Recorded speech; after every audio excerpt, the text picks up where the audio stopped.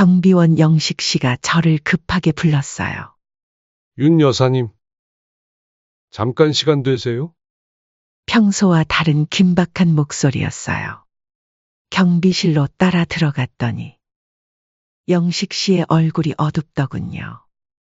이거 말씀드려야 할지 말아야 할지 정말 고민했습니다.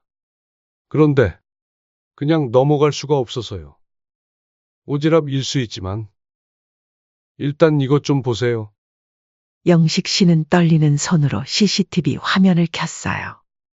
어제 저녁 주차장에서 아들 민철이와 며느리 지수가 나누는 대화가 녹화되어 있었죠. 여보, 이제 어떡할 거야? 걱정 마. 수술만 하시면 돼. 이번에 계실 때 은행이랑 집 문제는 내가 다 처리할게. 근데 어머님이 의심하시면 어쩌지? 설마 우리 어머니가 자기 아들을 의심하겠어? 도장만 찍어 놓으면 끝이야. 처음엔 이게 뭐지 싶어서 영상을 돌리고 또 돌려봤어요. 그렇게 제 인생은 그날을 계기로 송두리째 바뀌었답니다. 창밖으로 하얀 눈이 내리는 겨울밤입니다. 텅 빈 집에 앉아 지난 날들을 돌아보는 게 일상이 되어버린 요즘이에요. 벽에 걸린 시계의 소리만이 정막을 깨고 15년 전 남편이 마지막으로 남긴 말이 또다시 귓가에 맴돕니다. 정순아, 우리 민철이 잘 부탁해. 내가 못해준 게 너무 많아. 돈도 제대로 못 벌어다 주고. 늘 미안했어. 하나뿐인 아들. 잘 키워줘서 고마웠어. 그날의 기억이 아직도 선명해요. 병실에서 남편의 차가워진 손을 잡고 있던 그 순간을 저는 영원히 잊을 수 없을 것 같습니다. 그 이후로 저는 더욱 아들에게 매달렸죠. 아들 민철이만큼은 풍족하게 키우고 싶었으니까요. 어머니, 이제 그만 일하세요. 매번 허리 아프다 하시고. 그러다 큰일 나요. 20살이 된 민철이가 그렇게 말했을 때 저는 그저 웃으며 대답했어요. 아니야. 아직 할 수 있어. 너는 공부나 열심히 해. 그게 엄마 도와주는 거니까. 이제는 주름진 제 손을 보면 세월의 무게가 고스란히 느껴집니다. 68년을 살아오면서 한 번도 제 삶을 살아본 적이 없었던 것 같아요. 20대 시절, 저도 한때는 꿈 많은 아가씨였습니다. 친구들과 어울려 미용실을 차리는 게 꿈이었죠. 하지만 그건 그저 꿈일 뿐이었어요. 결혼과 동시에 그런 꿈들은 모두 접어야 했습니다. IMF 시절 남편이 다니던 중소기업이 부도나면서 생활고는 점점 심해졌고 저는 가족을 위해 이중생활을 시작했어요. 낮에는 전자부품 공장에서 작은 부품들을 조립했죠. 눈을 크게 뜨고 보아야 할 만큼 작은 부품들이었어요. 눈이 침침해질 때마다 동료들이 걱정했죠. 윤 씨, 또 남아서 야간 잔업 가는 거예요? 그러다 쓰러지겠어. 괜찮아요. 저는 아직 젊으니까요. 허리가 끊어질 것 같은 고통 속에서도 웃으며 대답했던 기억이 나네요. 사장님, 오늘은 일찍 끝낼 수 있을까요? 제 아들이 열이 좀 있어서. 아이고, 정순 씨. 먼저 가봐요. 걱정되겠네. 그렇게 종종 일찍 퇴근했던 날에는 죄책감에 다음 날 더 열심히 일했죠. 긴 세월 동안의 고된 노동은 결국 제 몸을 망가뜨렸습니다. 처음에는 허리가 아픈 정도였는데 나이가 들면서 점점 심해져서 이제는 걷는 것조차 힘들어요. 의사 선생님은 수술 없이는 회복이 불가능하다고 했죠. 윤정숙님, 척추가 많이 휘었어요. 더 이상 방치하면 나중에 걷지도 못하실 수 있습니다. 수술비가 얼마나 들까요? 보험 적용을 받아도 꽤 큰 금액이 들 거예요. 하지만 그 고통 속에서도 모은 재산이 꽤 되었습니다. 은행 적금, 보험, 그리고 지금 살고 있는 이 집까지. 평생 모은 제 재산이에요. 모두 하나뿐인 아들 민철이에게 물려주려고 했죠. 요즘은 복지관에서 봉사활동을 하면서 지내고 있어요. 특히 우리 아파트 경비원 영식 씨가 많이 도와줍니다. 윤 여사님 또 허리 안 좋으신가 봐요? 제가 장바구니 들어드릴게요. 아이고, 영식 씨. 매번 이렇게 신경 써주시고. 제가 뭐 큰일 했다고요? 당연한 거죠. 영식 씨는 저보다 10살이나 어리지만 가족처럼 잘 챙겨주죠. 아니 어쩌면 가족보다 더 잘 챙겨주는 것 같아요. 복도를 쓸다가도 제가 지나가면 빗자루를 놓고 달려와 부축해주곤 해요. 영식 씨, 이러다 일하다 혼나실라. 나이 생각해서 쉬엄쉬엄 하세요. 괜찮아요. 이래봬도 아직 팔팔하답니다. 호호. 하지만 정작 제 아들 민철이는 결혼하고 나서는 발걸음이 뜸해졌어요. 며느리 지수와 함께 산 지 벌써 5년이 넘었는데 명절 때도 얼굴 보기가 힘들어졌죠. 민철아, 엄마야. 잘 지내니? 네. 어머니, 죄송해요. 요즘 회사 일이 너무 바빠서. 항상 짧게 끝나는 통화에 허전한 마음을 달래며 살았어요. 그러던 어느 날이었어요. 초인종 소리에 문을 열었더니 민철이와 지수가 서 있었어요. 손에는 제가 좋아하는 딸기를 들고 있었죠. 어머니, 너무 보고 싶었어요. 요즘은 좀 어떠세요? 아들의 목소리에서는 오랜만에 따뜻함이 느껴졌어요. 며느리도 평소와 다르게 부지런히 주방을 오가며 저를 챙겼고요. 어머니, 제가 오늘은 직접 요리해 드릴게요. 좋아하시는 미역국도 끓여 드릴게요. 아이고, 며느리. 그러다 옷에 국물 튀길라. 괜찮아요, 어머니. 제가 요즘 요리 학원도 다니고 있거든요. 식탁에 앉아 오랜만에 함께하는 식사. 정말 행복했어요.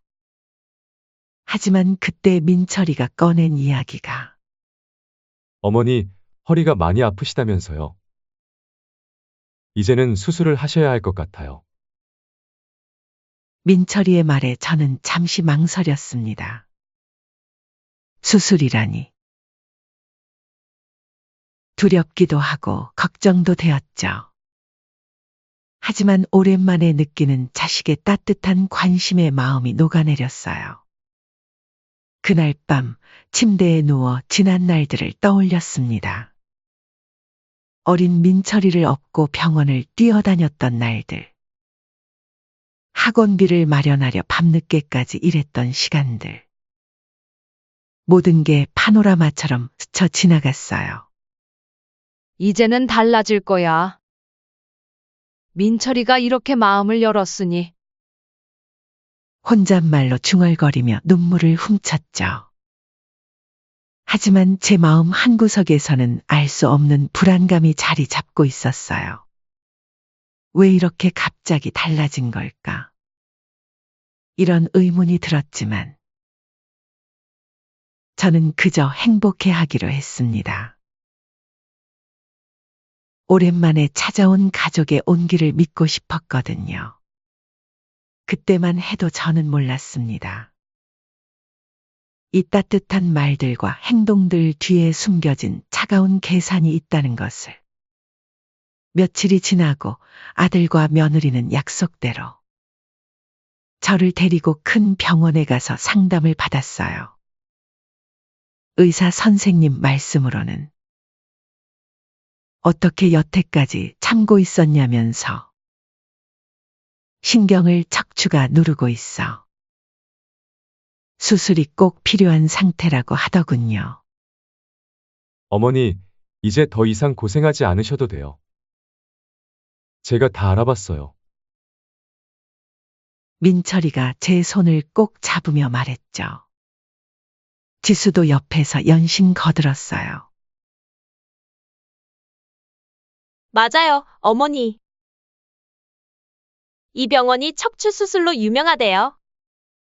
수술하시면 삶의 질이 달라질 거예요. 병원 로비에 앉아 커피를 마시면서 민철이가 수술 비용에 대해 말을 꺼냈어요. 어머니, 수술비가 좀 많이 나오네요. 보험 적용받아도 한 1,000만 원 정도. 그래? 역시나 비싸구나. 제가 은행 대출을 좀 알아봤는데 어머니 통장이랑 도장만 있으면 될 것 같아요. 그 순간 뭔가 이상한 느낌이 들었지만 대수롭지 않게 여겼죠. 집으로 돌아오는 길에 며느리가 갑자기 말했어요. 어머니, 이참에 집도 정리하시는 게 어떠세요? 수술하고 회복하실 때 큰 집에서 혼자 계시면 불편하실 텐데. 그래요, 이참에 정리하시고 저희랑 합쳐요, 어머니. 집문서랑 등본 주시면 저희가 처리할게요. 그래도 지금 모든 게 갑작스러워서 생각할 시간이 조금은 필요할 것 같구나. 그러세요, 어머니. 너무 걱정하지 마세요. 저희가 있잖아요. 하지만 그렇게 집에 도착하고 들어서려는데 경비원 영식 씨가 저를 급하게 불렀어요. 윤 여사님, 잠깐 시간 되세요? 평소와 다른 긴박한 목소리였어요.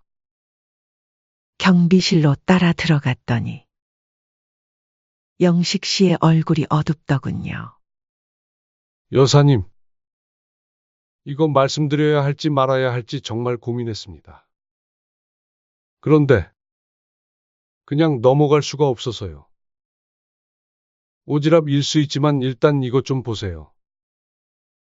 영식 씨는 떨리는 손으로 CCTV 화면을 켰어요. 어제 저녁 주차장에서 민철이와 며느리 지수가 나누는 대화가 녹화되어 있었죠. 여보, 이제 어떡할 거야? 걱정 마. 수술만 하시면 돼. 입원해 계실 때 은행이랑 집 문제는 내가 다 처리할게.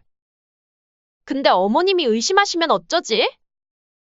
설마 우리 어머니가 자기 아들을 의심하겠어? 도장만 찍어 놓으면 끝이야. 처음엔 이게 뭐지 싶어서 영상을 돌리고 또 돌려봤어요. 그 다음엔 순간 온몸에서 힘이 빠지더군요. 경비원 영식 씨가 말씀하시는데도 잘 안 들리고 아픈 다리는 휘청거렸죠. 윤 여사님 괜찮으세요? 영식 씨가 황급히 부축해 주셨어요. 물 좀 주세요. 떨리는 손으로 물을 받아 마시는데 눈물이 하염없이 흘러내렸어요. 어제 밤에 CCTV 점검하다가 우연히 봤어요. 처음에는 귀를 의심했죠. 그래서 여러 번 돌려봤는데 영식 씨의 목소리도 떨리고 있었어요. 이뿐만이 아니에요. 더 있어요. 이것도 들어보세요. 영식 씨가 다른 녹화 영상을 틀었어요. 아니, 이 나이 든 노인네가 그 돈으로 뭘 하겠어? 우리가 관리하는 게 낫지. 그래도 어머니 재산인데. 여보, 우리 애기 좋은 학원도 보내야 하고, 새 집도 사야 하잖아. 근데 어머니는 표독스럽게 재산 물려줄 생각도 안 하고, 이 기회 아니면 언제 우리 인생 펼쳐보겠어? 아니, 막말로 늙은 어머니보다 우리가 쓰는 게 더 값어치 있게 쓸 수 있는 거잖아. 어머니도 오래 사셨어. 순간 머리가 하얘졌어요. 가슴이 너무 아파서 숨을 쉴 수가 없었죠. 15년 전 남편의 마지막 부탁이 떠올랐어요. 정순아, 우리 아들 민철이 잘 부탁해.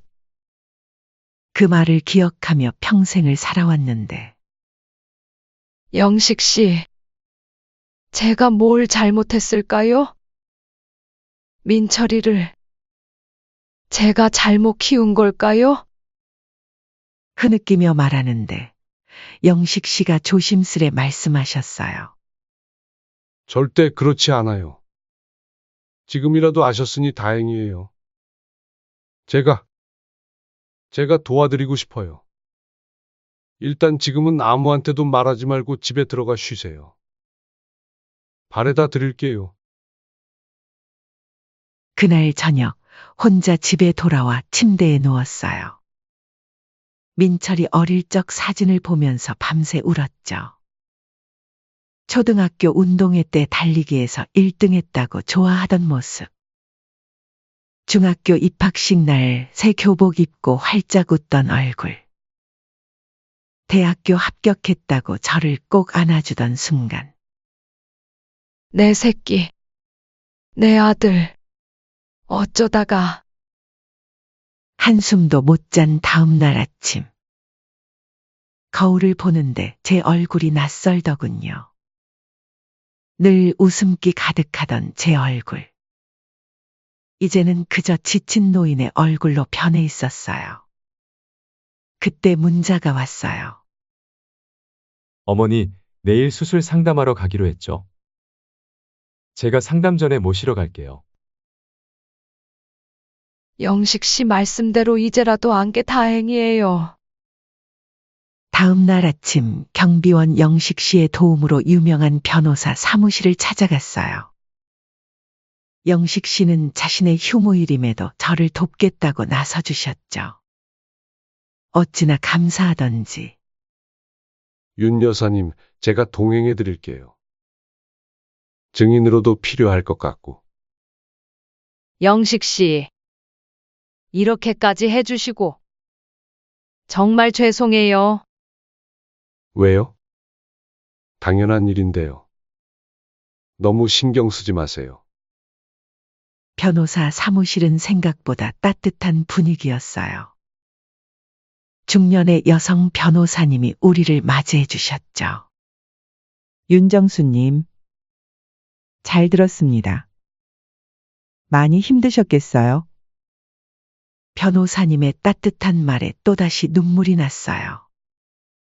변호사님, 제가 너무 바보 같죠? 제 자식인데 이러기가.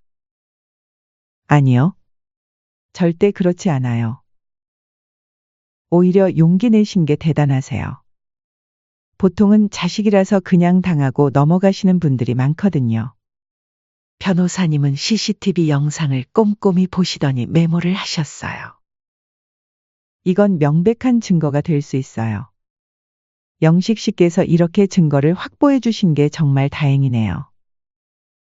이제부터 제가 할 일을 말씀드릴게요. 변호사님의 설명은 명확했어요. 우선 은행에 통장 지급정지 신청을 하고 인감도장도 즉시 변경하기로 했죠. 그리고 집 명의에 대한 가처분 신청도 준비하기로 했어요. 윤정수님, 이제 며칠 안 남았죠? 수술 날짜가. 네. 내일 민철이가 데리러 온다고 했어요. 걱정 마세요. 우리가 먼저 움직일 거예요. 그날 오후 저는 변호사님과 함께 은행을 찾았어요. 통장 지급정지를 신청하고 새로운 인감도장도 만들었죠. 은행 직원이 놀란 듯 저를 보더군요. 집으로 돌아오는 길에 민철이한테서 전화가 왔어요. 어머니, 내일 아침 9시에 제가 모시러 갈게요. 검사 날인 거 잊지 않으셨죠? 그래. 알았다. 내일 보자. 전화를 끊고 나니 가슴이 미어지는 것 같았어요. 그날 밤 영식 씨가 경비실로 저를 불렀어요. 윤 여사님, 내일 아침에 아드님 오시면 어떡하실 거예요? 이제는 단호하게 해야죠. 아무리 자식이어도 지켜야 할 선은 있는 것 같습니다. 아침이 밝았어요. 시계가 8시 50분을 가리킬 때쯤 초인종이 울렸습니다. 어머니, 저예요. 민철이에요. 문을 열자 민철이와 지수가 서 있었어요. 여전히 다정한 얼굴로. 어머니, 준비하셨어요. 제가 짐 들어드릴게요. 민철이가 제 가방을 들려고 할 때였어요. 민철아, 네, 어머니? 너희들. 왜 이러니? 민철이와 지수의 얼굴이 순간 굳어졌어요. 무슨 말씀이세요? 엄마가 수술하는 동안 재산 빼돌리려고 했지. 도장 위조해서? 순간 민철이의 얼굴이 하얗게 변했어요. 지수는 뒤로 한 걸음 물러섰고요. 어머니, 무슨 오해하신 거예요? 저희가 왜요? 오해는 무슨 짚히는 거 없니? 다 봤어. 주차장에서 너희가 한 얘기. 무슨 말씀을 하시는 건지 모르겠네요. 마지막으로 기회를 주마. 대체 왜 그런 거니? 어머니, 노망 나신 거 아니에요? 아까부터 자꾸 무슨 말씀을 하시는 거예요? 아들과 며느리는 끝까지 오리발을 내밀더군요. 그때였어요. 현관문 밖에서 발소리가 들리더니 변호사님과 경찰이 들어왔어요. 영식 씨도 함께였죠. 윤정수님, 저희가 왔습니다. 변호사님이 민철이를 향해 말씀하셨어요. 민철 씨, 저는 윤정수님의 변호사입니다. 어머님의 재산을 노린 범죄 행위가 모두 녹음되어 있어요. CCTV 영상도요. 민철이의 얼굴이 새파랗게 질렸어요. 지수는 그 자리에서 주저앉아 울기 시작했고요. 아닙니다. 저희가 왜요? 어머니, 이게 무슨... 민철아, 내가 이럴 줄은 몰랐다. 엄마가 뭘 그렇게 잘못했니? 제 목소리가 떨렸어요. 경찰은 민철이와 지수에게 조사를 위해 동행을 요구했어요. 며느리는 계속 흐느끼며 말했죠. 어머니, 죄송해요. 저희가 잘못했어요. 하지만 민철이는 끝까지 발뺌했어요. 어머니! 저희는 정말 어머니 걱정해서 그런 건데 왜 이러세요? 저희를 의심하시고... 그때 영식 씨가 휴대폰을 꺼내 들었어요. 민철 씨, 이것 좀 들어보시겠어요? 녹음된 대화가 흘러나왔어요. 수술하는 동안 정신없을 때 도장 찍어 놓으면 돼. 그 나이에 뭘 알겠어. 민철이 자신의 목소리였어요. 그제서야 아들도 주저앉았어요. 어머니, 제가... 민철아. 내가 이렇게 변한 게 다 엄마 잘못이야. 너무 널 감싸주기만 했나 봐. 저도 모르게 제 눈에서는 눈물이 흘렀습니다. 제 눈앞의 아들. 하나밖에 없는 아들이 재산에 눈이 멀어 부모에게 사기를 치고 경찰 앞에 무릎을 꿇는 장면을 보는 건 정말 힘들더군요. 경찰서에서는 모든 정황을 조사했어요. 민철이와 지수의 계획된 범행 시도가 드러났고 이미 도장을 위조하려 한 정황도 발견됐답니다. 어머니, 저희 좀 봐주세요. 민철이가 무릎을 꿇었어요. 하지만 이번에는 달랐어요. 민철아! 이제는 내 잘못에 책임을 져야 해. 변호사님이 말씀하셨어요. 윤정수님, 이제 어떻게 하시겠어요? 고소장을 접수할까요? 잠시 망설였어요. 그래도 제 자식인데 하는 마음이 들었죠. 하지만 영식 씨의 말씀이 생각났어요. 윤 여사님, 이번에 용서하시면 또 당하실 거예요. 자식이라고 해서 이런 잘못을 덮어주시면 안 됩니다. 결심했어요. 변호사님, 고소장 접수해 주세요. 이제는 제 인생도 소중하니까요. 그날 저녁 텅 빈 집에 혼자 앉아 있는데 전혀 외롭지 않더군요.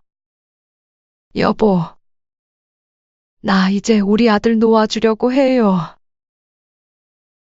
평생 쥐고 있던 손을 이제는 놓을 거예요.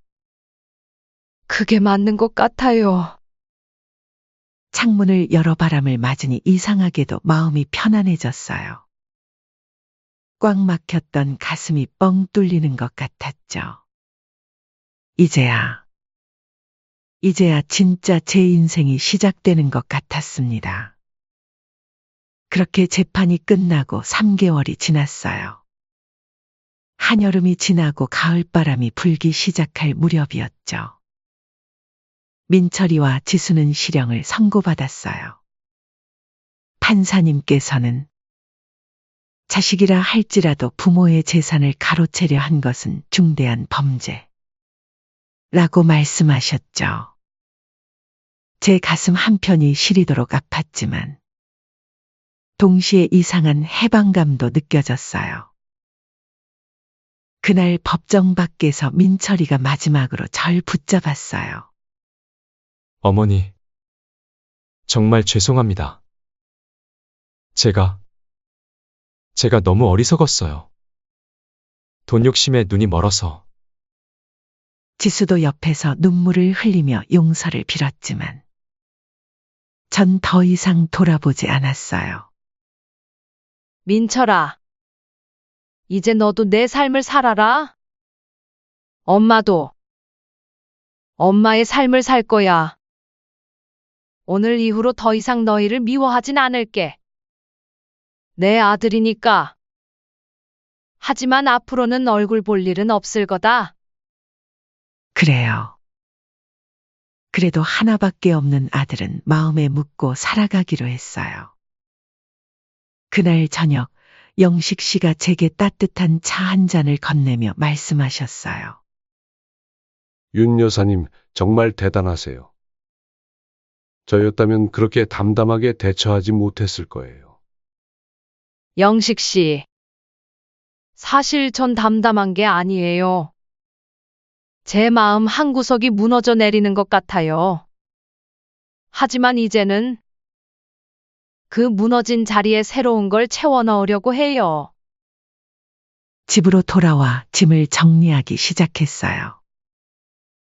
30년 넘게 살아온 이 집의 모든 물건들을 하나하나 들여다보았죠. 민철이의 돌사진, 초등학교 졸업장, 남편과 찍은 마지막 여행 사진. 추억이 담긴 물건들을 정리하면서 많이 울었어요. 문득 옷장 깊숙한 곳에서 낡은 수첩 하나를 발견했어요. 20대 시절 제가 미용실을 차리고 싶다며 적어둔 계획들이 빼곡했죠. 그 꿈 많던 젊은 시절의 저를 만나는 것 같았어요. 이제 거울 앞에 서 있는 것은 20대의 모습이 아닌 어느덧 주름이 생긴 할머니의 모습이지만 이제라도 제 꿈을 찾아가 볼까 싶었죠. 영식 씨가 이삿짐을 정리하는 걸 도와주시면서 제안을 하셨어요. 윤 여사님, 제가 좋은 곳을 알아봤어요. 복지관 근처에 전셋집이 나왔더라고요. 거기 가시면 새로운 시작하기 좋을 것 같아요. 그렇게 전셋집으로 이사를 했어요. 새로운 곳에서 사는 건 처음에는 두렵기도 했지만 이상하게도 마음이 편안했어요.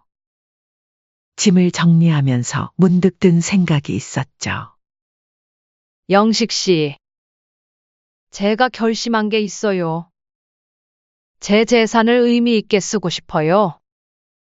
물려줄 자식도 없고요.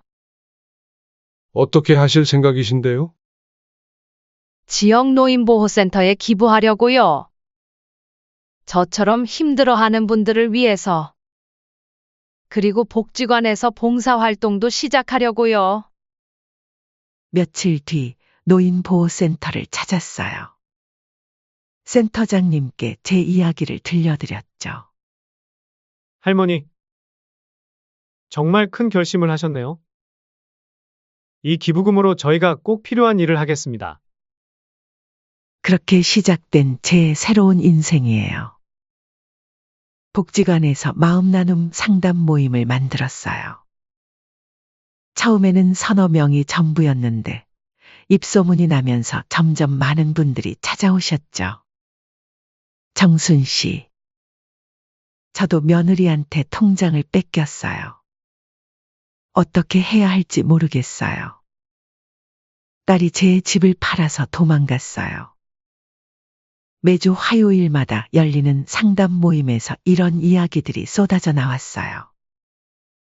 처음에는 저도 어떻게 해야 할지 몰랐지만 제 경험을 나누면서 조금씩 방법을 찾아갔죠.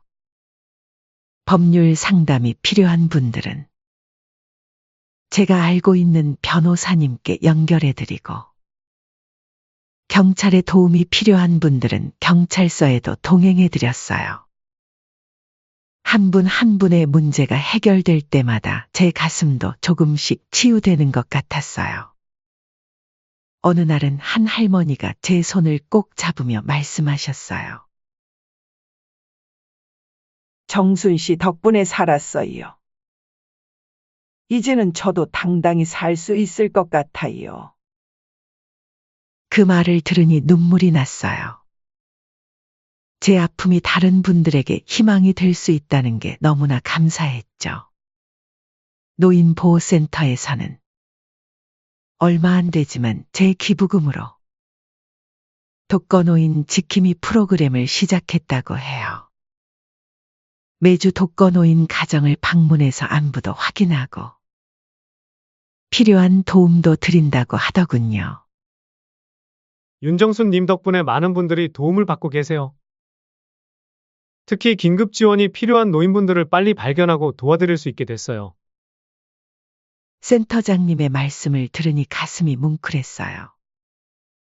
영식 씨는 여전히 제 곁을 지켜주고 계세요. 이제는 가족처럼 느껴질 정도예요. 매주 한 번씩 꼭 저녁 식사를 함께 하는 게 우리의 소소한 행복이 됐죠. 윤 여사님, 요즘 정말 달라지셨어요. 전에는 늘 슬퍼 보이셨는데 이제는 눈빛이 달라요. 그래요? 저도 그렇게 느껴요. 이제야 진짜 제 인생을 사는 것 같아요. 얼마 전에는 민철이한테서 편지가 왔어요. 교도소에서 봉사활동을 시작했다고 해요. 노인복지를 공부하면서 자신의 잘못을 깊이 뉘우치고 있다고. 어머니, 이제야 제가 얼마나 이기적이었는지 알겠어요. 용서해달라는 말씀도 감히 못 드리겠어요. 그저 어머니께서 행복하셨으면 좋겠어요. 편지를 읽고 많이 울었어요. 하지만 이제는 더 이상 아들의 인생에 개입하지 않기로 했어요. 그게 진정한 관용이라는 걸 알았거든요. 오늘도 복지관으로 향하는 길. 따스한 봄바람이 불어와요. 문득 하늘을 올려다보니 돌아가신 저희 남편 목소리가 들리는 것 같았어요. 정순아, 이제야 제대로 된 내 모습을 보는구나. 젊은 시절 당당했던, 늘 그리웠던 내 모습이야. 눈시울이 붉어졌지만 이번엔 행복한 눈물이에요. 이제야 저는 진정한 제 모습을 찾았으니까요. 누군가의 엄마나 아내가 아닌 윤정순으로서의 삶을 살아가는 법을 배웠어요. 복지관에 도착하니 벌써 많은 분들이 기다리고 계시네요. 오늘도 우리는 서로의 아픔을 나누고 힘이 되어주겠죠. 이제는 확실히 알아요. 진정한 행복은 누군가에게 기대는 게 아니라 스스로 만들어가는 거라는 걸. 68년이 지나서야 깨달은 이 소중한 진실을. 저는 이제 다른 분들과 함께 나누며 살아갑니다. 인생은 결코 늦지 않았다는 걸. 저와 같은 아픔을 가진 모든 분들이 알았으면 좋겠어요. 저의 사연은 여기까지입니다. 여러분 요즘 젊은 사람들에게 유행하는 말 청바지라고 아시나요? 청춘은 바로 지금이라는 뜻인데요. 여러분의 청춘은 바로 지금입니다. 너무 자식에게 연연해하며 사는 건 부모에게도 좋지 않은 것 같아요. 지금까지 제 이야기 들어주셔서 감사합니다. 항상 행복하시길 진심으로 기원할게요.